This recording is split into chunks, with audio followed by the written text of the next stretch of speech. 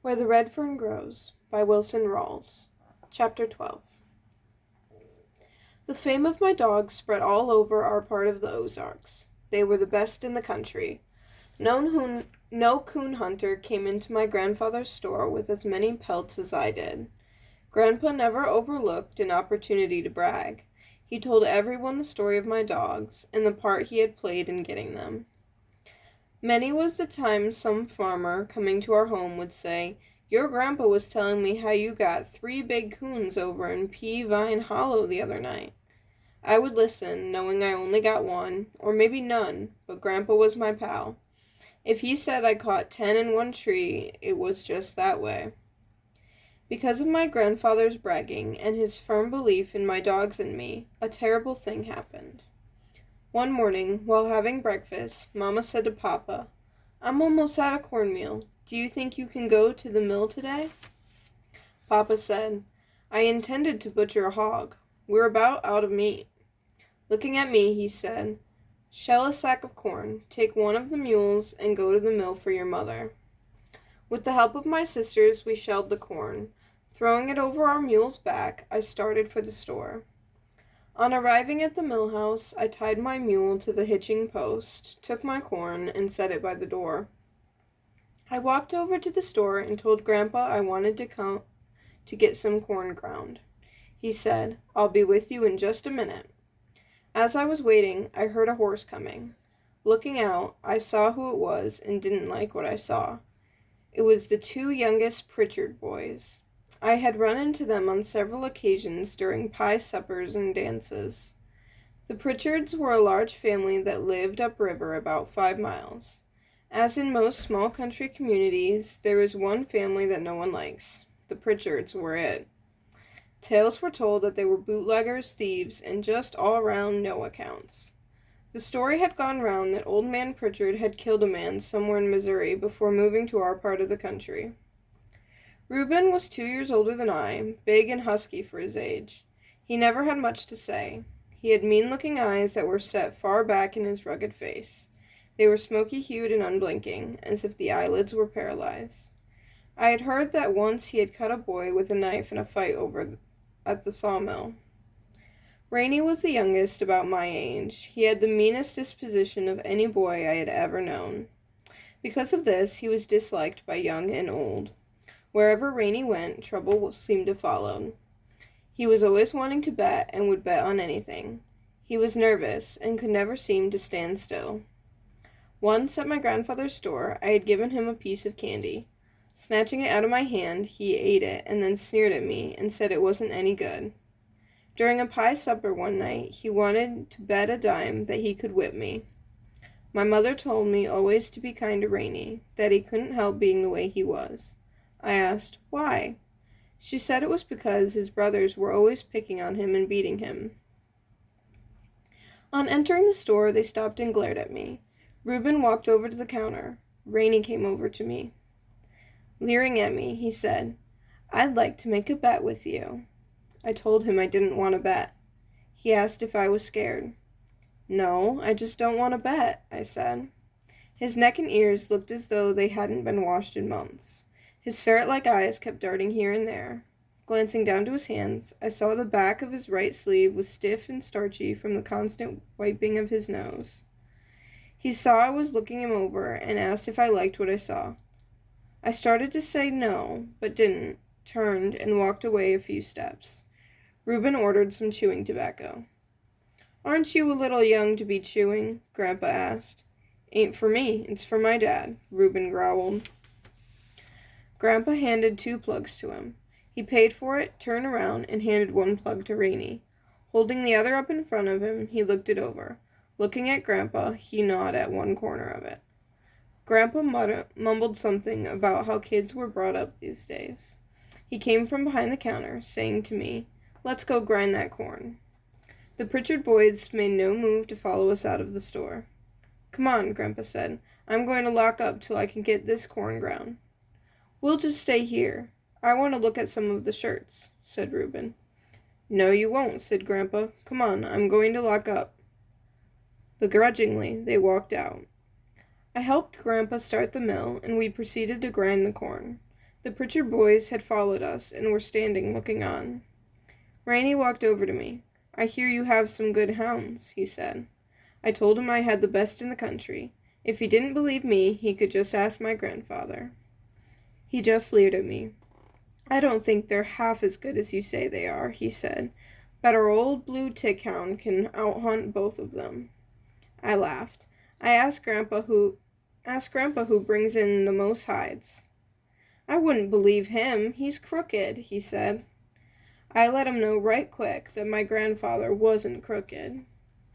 "He's a storekeeper, ain't he?" said. I glanced over at Grandpa. He had heard the remark made by Rainey. His friendly old face was as red as a turkey gobbler's wattle. The last of my corn was just going through the grinding stones. Grandpa pushed a lever to one side, shutting off the power. He came over and said to Rainey, "What do you do? Just go around look for trouble? What do you want, a fight?" Reuben sidled over. "This ain't none of your business," he said. "Besides, Rainey's not looking for a fight. We just want to make a bet with him." Grandpa stared at Reuben. "Any bet you would make sure would be a good one, all right. What kind of a bet?" Reuben spat a mouthful of tobacco juice on the clean floor. He said, "Well, we've heard so much about them hounds of his. We just think it's a lot of talk and lies. We'd like to make a little bet. Say about $2. I had never seen my grandfather so mad. The red had left his face. In his place was a sickly paste-gray color. The kind old eyes behind the glasses burned with a fire I had never seen. In a loud voice, he asked, "Bet on what?" Reuben spat again. Grandpa's eyes followed the brown stain in its arch until it landed on the clean floor and splattered. With a leering grin on his ugly, dirty face, Reuben said, "Well, we got an old coon up in our part of the country that's been there a long time. Ain't no dog yet ever been smart enough to tree him, and Rainey broke into the conversation. "He ain't just an ordinary coon. He's an old-timer. Folks call him the ghost coon. Believe me, he is a ghost. He just runs hounds long enough to get 'em all warmed up, then climbs a tree and disappears.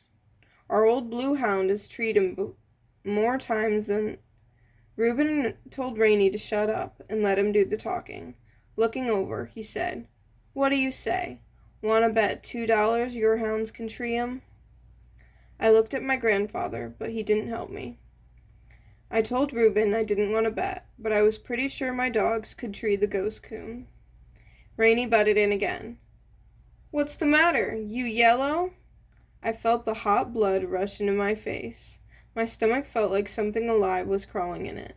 I doubled up my right fist and was on the point of hitting Rainey in one of his eyes when I felt my grandfather's hand on my shoulder. I looked up. His eyes flashed as he looked at me. A strange little smile was tugging at the corner of his mouth. The big artery in his neck was pounding out and in. It reminded me of a young bird that had fallen out of a nest and lay dying on the ground. Still looking at me, he reached back into his billfold from his pocket, saying, "Let's call that bet." Turning to Reuben, he said, "I'm going to let him call your bet, but now you listen. If you boys take him up there to hunt the ghost coon and jump on him and beat him up, you're sure going to hear from me. I don't mean maybe. I'll have both of you taken to Tahlequah and put in jail. You would better believe that." Reuben saw he had pushed my grandfather far enough. Backing up a couple of steps, he said, "We're not going to jump on him. All we want to do is make a bet." Grandpa handed me 2 $1 bills, saying to Reuben, "You hold your money and he can hold his. If you lose, you had better pay off." Looking back to me, he said, "Son, if you lose, pay off." I nodded my head. I asked Reuben when he wanted me to come up for the hunt. He thought a minute. "You know where that old log slide comes out from the hills onto the road?" he asked. I nodded. "We'll meet you there tomorrow night about dark," he said. It was fine with me, I said, but I told him not to bring his hounds because mine wouldn't hunt with other dogs. He said he wouldn't. I agreed to bring my axe and lantern.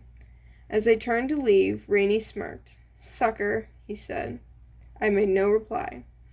After the Pritchard boys had gone, my grandfather looked at me and said, "Son, I have never asked another man for much, but I sure want you to catch the ghost coon."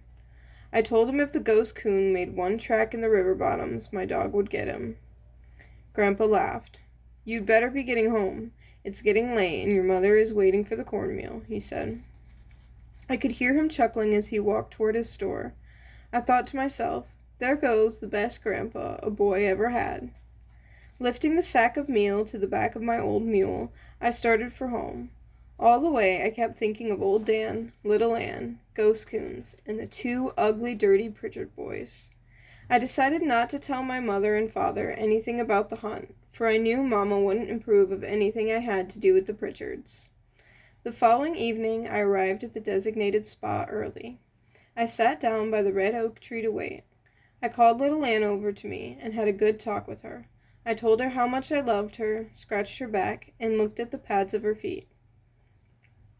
"Sweetheart," I said, "you must do something for me tonight. I want you to tree the ghost coon, for it means so much to Grandpa and me." She seemed to understand and answered by washing my face and hands. I tried to talk to old Dan, but I may as well have talked to a stump for all the attention he paid to me. He kept walking around and sniffing here and there. He couldn't understand why we were waiting. He was wanting to hunt. Reuben and Rainey showed up just at dark. Both had sneers on their faces. "Are you ready?" Reuben asked. "Yes," I said, and asked him which way was the best to go. "Let's go down river a way and work up," he said. "We're sure to strike him coming up river, and that way we've got the wind in our favor." "Are these the hounds that we've been hearing so much about?" Rainey asked. I nodded. "They look too little to be any good," he said. I told him dynamite came in little packages. He asked me if I had my $2. "Yes," I said. He wanted to see my money. I showed it to him.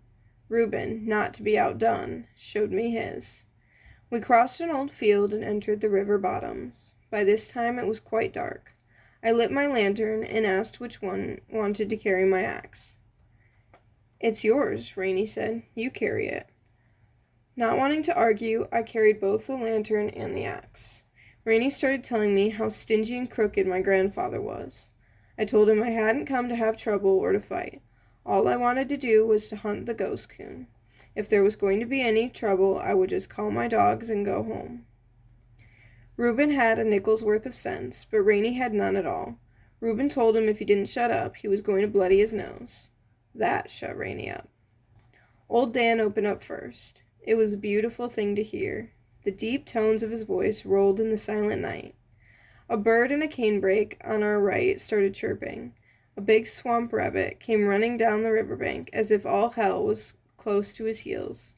A bunch of mallards, feeding in the shallows across the river, took flight with frightened quacks. A feeling that only a hunter knows slowly crept over my body. I whooped to my dogs, urging them on. Little Ann came in. Her bell-like tones blended with old Dan's in perfect rhythm. We stood and listened to the beautiful music, the deep-throated notes of hunting hounds on the hot-scented trail of a river coon. Reuben said, "If he crosses the river up at Buck's Ford, it's the ghost coon, as that's the way he always runs." We stood and listened. Sure enough, the voices of my dogs were silent for a few minutes. Old Dan, a more powerful swimmer than little Ann, was the first to open up after crossing over. She was close behind him. Reuben said, "That's him, all right. That's the ghost coon." They crossed the river again. We waited. Rainey said, "You may as well get your money out now." I told him just to wait a while, and I'd show him the ghost coon's hide. This brought a loud laugh from Rainey, which sounded like someone had dropped an empty bucket on a gravel bar and then had kicked it. The wily old coon crossed the river several times, but he couldn't shake my dogs from his trail. He cut out from the bottoms, walked a rail fence, and jumped from it into a thick canebrake. He piled into an old slough. Where it emptied into the river, he swam to the middle. Doing opposite to what most coons do, which is swim downstream, he swam upstream. He stopped in an old drift in the middle of it. Little Ann found him. When she jumped him from the drift, old Dan was far downriver searching for the trail. If he could have gotten there in time, it would have been the last of the ghost coon. but little Ann couldn't do much by herself in the water. He fought his way free from her, swam to our side, and ran upstream. I could hear old Dan coming through the bottoms on the other side, bawling at every jump. I could feel the driving power in his voice. We heard him when he hit the water to cross over. It sounded like a cow had jumped in. Little Ann was warming up the ghost coon. I could tell by her voice that she was close to him. Reaching our side, old Dan tore out after her. He was a mad hound. His deep voice was telling her he was coming. We were trotting along, following my dogs, when I heard little Ann's bawling stop. "Wait a minute," I said. "I think she's treed him. Let's give her time to circle the tree and make sure he's there." Old Dan opened up, bawling treed. Reuben had started on. "Something's wrong," I said. "I can't hear little Ann." Rainey spoke up. "Maybe the ghost coon ate her up." I glared at him. Hurrying on, we came to my dogs. Old Dan was bawling at a hole in a large sycamore that had fallen into the river. At that spot, the bank was a good 10 feet above the water level. As the big tree had fallen, the roots had been torn and twisted from the ground. The jagged roots, acting as a drag, had stopped it from falling all the way into the stream. The trunk lay on a steep slant from the top of the bank to the water. Looking down, I could see the broken, tangled mass of the top. Debris from the floods had caught in the limbs, forming a drift. Old Dan was trying to dig and gnaw his way into the log. Pulling him from the hole, I held up my lantern and looked down into the dark hollow. I knew that somewhere down below the surface there had to be another hole in the trunk, as water had filled the hollow to the river level. Reuben, looking over my shoulder, said, "That coon couldn't be in there. If he was, he'd be drowned." I agreed. Rainey spoke up. "You ready to pay off?" he asked. I told you them hounds couldn't tree the ghost coon. I told him the show wasn't over. Little Ann had never bawled treed, and I knew she wouldn't until she knew exactly where the coon was. Working the bank up and down, and not finding the trail, she swam across the river and worked the other side. For a good half-hour, she searched that side before she came back across to where old Dan was. She sniffed around the hollow log. "We might as well get away from here," Rainey said. "They ain't going to find that ghost coon." "It sure looks that way," Reuben said. I told him I wasn't giving up until my dogs did. "You just want to be stubborn," Reuben said. "I'm ready for my money now." I asked him to wait a few minutes. "Ain't no use," he said. "No hound yet ever treed that ghost coon." Hearing a whine, I turned around. Little Ann had crawled up on the log and was inching her way down the slick trunk toward the water. I held my lantern up so I could see better. Spraddle-legged, claws digging into the bark, she was easing her way down. "You better get her out of there," Reuben said. "If she gets down in that old tree top, she'll drown." Reuben didn't know my little Ann. Once her feet slipped. I saw her hind quarters fall off to one side. She didn't get scared. Slowly she eased her legs back up on the log. I made no reply. I just watched and waited. Little Ann eased herself into the water. Swimming to the drift, she started sniffing around. In places it was thin, and her legs would break through. Climbing, clawing, and swimming, she searched the drift over, looking for the lost trail. I saw when she stopped searching. With her body half in the water, and her front feet curved over a piece of driftwood, she turned her head and looked toward the shore. I could see her head twisting from side to side. I could tell by her actions that she had gotten the scent. With a low whine, she started back. I told Reuben, "I think she smells something." Slowly and carefully, she worked her way through the tangled mass. I lost sight of her when she came close to the undermined bank. She wormed her way under the overhang. I could hear her clawing and wallowing around, and then all hell broke loose. Out from under the bank came the biggest coon I had ever seen, the ghost coon. He came out right over little Ann. She caught him in the old treetop. I knew she was no match for him in that tangled mass of limbs and logs. He fought his way free and swam for the opposite bank. She was right behind him. Old Dan didn't wait, look, or listen. He piled off the 10-foot bank and disappeared from sight. I looked for him. I knew he was tangled in the debris under the surface. I started to take off my overalls, but stopped when I saw his red head shoot up out of the water. Bawling and clawing his way free of the limbs and logs, he was on his way. On reaching midstream, the ghost coon headed downriver with Little Ann still on his tail. We ran down the riverbank. I could see my dogs clearly in the moonlight. The ghost coon was about 15 feet ahead of Little Ann. About 25 yards behind them came Old Dan, trying so hard to catch up. I whooped to them. Reuben grabbed a pole, saying, "He may come out on this side." Knowing the ghost coon was desperate, I wondered what he would do. Reaching a gravel bar far below the bank, we ran out on it to the water's edge. Then the ghost coon did something that I never expected.